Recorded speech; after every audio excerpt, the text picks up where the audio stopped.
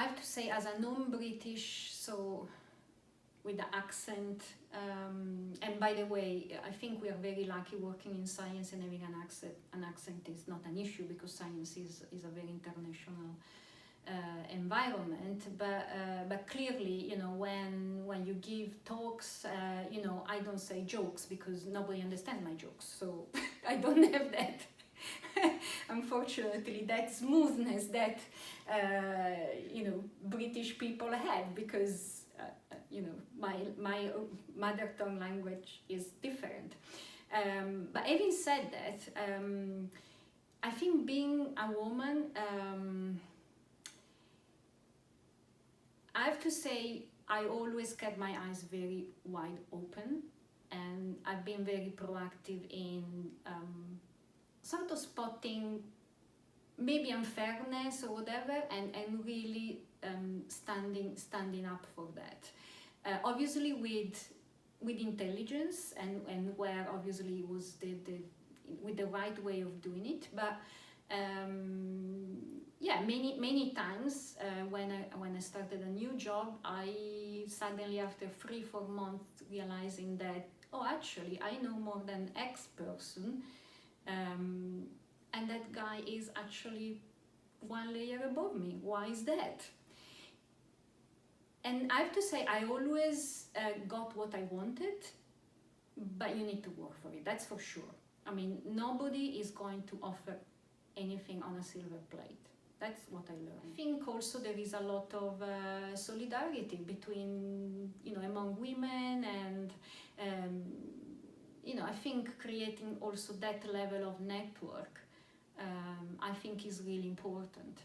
And it doesn't need to be just with women, but to have clearly a solid network of women that have gone through challenges before, that they can really help, I think is really, really invaluable. I do have my network now, and is absolutely invaluable.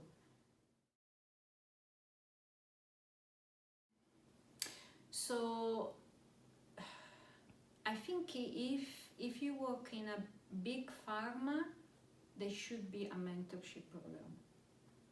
That's my experience. There was a Novartis. At Takeda there was not a formal one, but you know, if you just ask for it, I think any sensible functional manager would agree with that.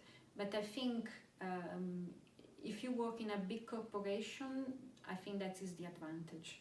And if I was working in a big corporation, I would have this discussion with my functional manager, just because at the end of the day is her responsibility as, you know, as your leader, to develop you effectively.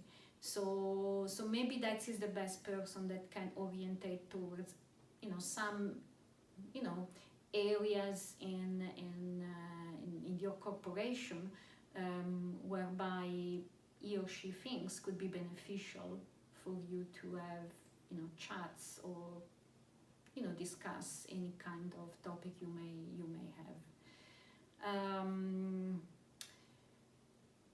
I think is, so I change job, I would say every 6 to 8 years. That's my sort of cycle. So of course, each job that you're leaving, I'm very, very careful in keeping the network. And then at the end, that is your network. This is your own network. So beyond mentorship, I would say absolutely keep your network alive. Of course, there will be people that you connect more than others, but with those people that you connect more, definitely keep that network. Because at the end, if I think about my network, is really all my ex-colleagues, really.